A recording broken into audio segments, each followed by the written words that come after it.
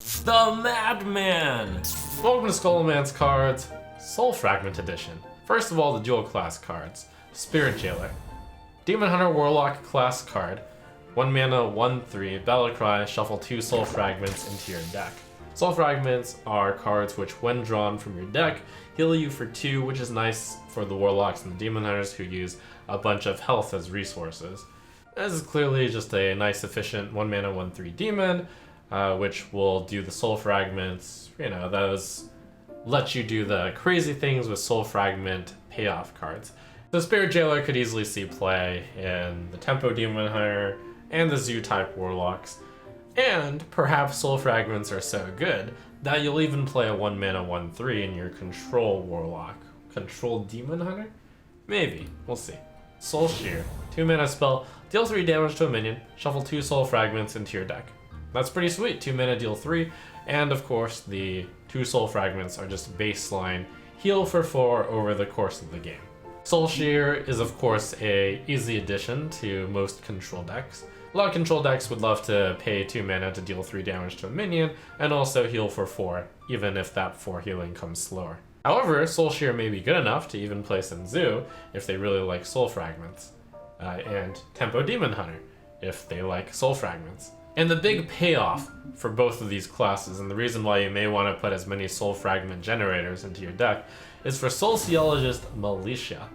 7 mana, 5/5, dual class card for Warlock and Demon Hunter. Battle Cry, for each Soul Fragment in your deck, summon a 3/3 Soul with Rush. Wow, if you just have 2 Soul Fragments in your deck, that's an 11/11, of which 6/6 of it has Rush. It's a bit like the Shaman Galakron payoff. That was actually a big part of why the deck was good. So similarly, Sociologist Militia, if you simply have 4 Soul Fragments in your deck, you're getting 12/12 worth of Rush. Problem with Militia versus Galakron is Galakron has Kronks to help draw Galakron, but can still be good. Another way to generate Soul Fragments is School Spirits. Deal 2 damage to all minions, shuffle 2 Soul Fragments into your deck. So this spell is clearly more intended for Control Warlock. A Zoo doesn't want to deal 2 damage to all minions. For that reason, Zoo won't play this, which means at most, Zoo has 2 Soul Fragment generator cards. So then the question is looking at these payoff cards and saying, is it worth it to generate Soul Fragments and then use them for these cards? So far though, for a Control Warlock, it certainly looks like School Spirits and Soul Shear are just good enough to run in your deck. 3 mana Volcanic Potion, deal 2 damage to all minions, and heal for 4 eventually. Those both seem like just decent baseline cards. The payoff cards for Warlock are the Shadowlight Scholar, 3 mana 3/4, Battle Cry, destroy a Soul Fragment in your deck to deal 3 damage. Well, of course the 3 mana 3/4 deal 3 is good. The question is it good enough to run Soul Fragment generation cards? And I think for Control Warlock the answer is yes, because those 2 cards that were the generation cards were good enough to run anyways. For Zoo, that's a deck that really likes playing a 3 mana 3/4 that deals 3 damage. But the problem is, can you consistently play Shadowlight Scholar on turn 3? And I think the answer is no. And Zoo is not that excited to play a 2 mana deal 3.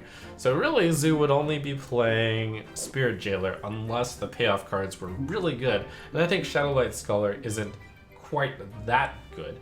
So the question is, Void Drinker, the other payoff card, that good? That's a 5 mana 4/5 Taunt Battle Cry. Destroy a Soul Fragment in your deck to gain +3/+3. So essentially a 5 mana 7/8 with Taunt. That's pretty sweet. Certainly in a deck with a lot of Soul Fragment generators, I would want to run that. That would be good enough. So Void Drinker, I think, is a compelling reason to run Control Warlock, although Abyssal Summoner, notably, is not currently being run in Control Warlock decks, and that's a 6 mana to summon a 2/2 that summons a 9/9 with Taunt potentially. So I think all in all, in Control Warlock, the Soul Fragment generator cards, they're good enough by themselves to be played.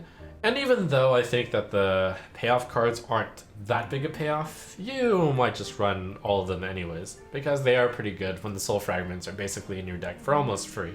For Zoo though, I don't necessarily see those cards all being included in Zoo because the payoffs aren't good enough. The Soul Generation cards aren't good enough either. A question might be, does Quest Warlock want to run these cards? And I think the answer is a maybe. Just being able to heal for 2 means that if you draw a bunch of cards from your deck, such as with Plot Twist, then you're healing for a bunch as well. And maybe that can be the payoff for Quest Warlock. Nice thing about drawing the Soul Fragments when you are playing Quest Warlock is that your quest increments by 2 when you draw it, because you draw a card, you draw another card whenever you draw a Soul Fragment. Sometimes, when you finish the quest and you use your hero power and you draw, you'll get a Soul Fragment, and that'll suck because you won't get any cards discounted, but maybe that's a minor price to pay. Maybe the Quest Warlock deck can be adjusted in order to run these. And it's also worth mentioning there is another payoff card that's a little bit hidden. The Flesh Giant is a card that gets discounted whenever your health changes, and with a bunch of Soul Fragments, you're going to get healed here and there whenever you draw cards. So the Flesh Giant could be a major part of this Control Warlock deck. On the Demon Hunter side, I think that their generator card is extremely good. It's Marrow Slicer, 4 mana, 4/2 weapon. Battlecry, shuffle 2 Soul Fragments into your deck. So with the nerf to Warglaves, I was looking at this card and I was thinking, Demon Hunter might just run a 4 mana, 4/2 weapon, just by virtue of being a 4 mana, 4/2 weapon, even if it was textless.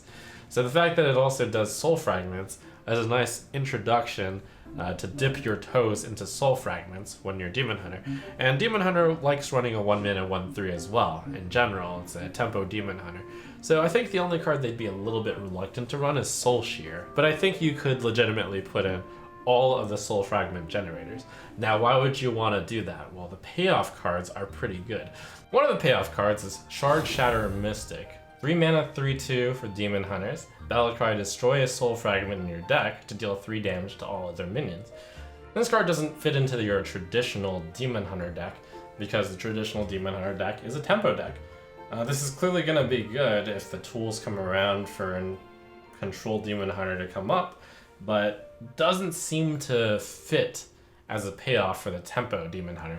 The card that does fit is a monster, Soul Shard Lapidary. 5 mana, 5/5. Battlecry, destroy a Soul Fragment in your deck to give your hero +5 attack this turn. Is a 5/5/5 Battlecry deal 5 good? Yes, it is. And it's so good that I could see tempo Demon Hunters like rushing to put in the Soul Fragment cards to be able to put in the Soul Shard Lapidary. It's not like they are compromising their deck by too much anyways. This will be much better in terms of consistency in a turn 5 swing turn, because you had hoped that you would have a weapon equipped for Glaive-bound Adept currently. Now you can run both in your deck and then have a very consistent turn 5 swing. It's worth mentioning that Apexis Blast is the main reason why Spell Mage is a deck right now. So given that Soul Shard Lapidary is basically Apexis Blast, that's a good reason that Soul Fragment is quite good in Demon Hunters. So that presents Warlocks and Demon Hunters with very interesting decisions to make in the upcoming expansion. So, an interesting new direction and package that these classes can get. What's coming up next? Stay tuned for more Scholomance Academy cards.